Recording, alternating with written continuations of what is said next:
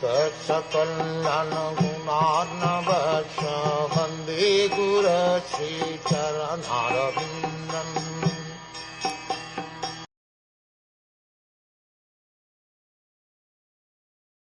Lord Shiva said, "My dear Lord, my mind and consciousness are always fixed on your lotus feet, which, as the source of all benediction and the fulfillment of all desires, are worshipped by all liberated great sages, because your lotus feet are worthy of worship.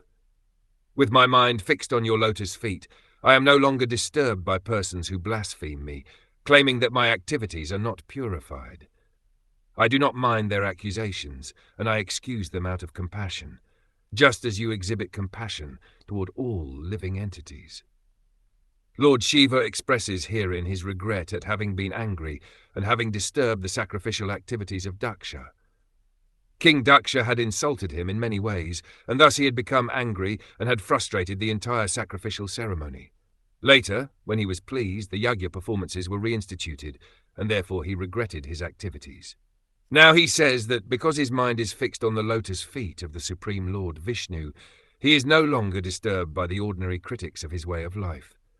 From this statement by Lord Shiva, it is understood that as long as one is on the material platform, one is affected by the three modes of material nature. As soon as one is in Krishna consciousness, however, one is no longer affected by such material activities. One should therefore always be fixed in Krishna consciousness, busy in the transcendental loving service of the Lord. It is guaranteed that such a devotee will never be affected by the actions and reactions of the three modes of material nature. This fact is also corroborated in Bhagavad Gita. Anyone who is fixed in the transcendental service of the Lord has surpassed all the material qualities and is situated in the status of Brahm realization, in which one is not afflicted by hankering for material objects.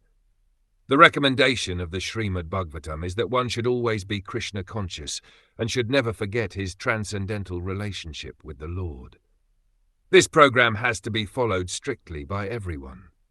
From the statement of Lord Shiva, it is understood that he was always in Krishna consciousness, and thus he remained free from material affliction. The only remedy, therefore, is to continue Krishna consciousness rigidly, in order to get out of the contamination of the material modes.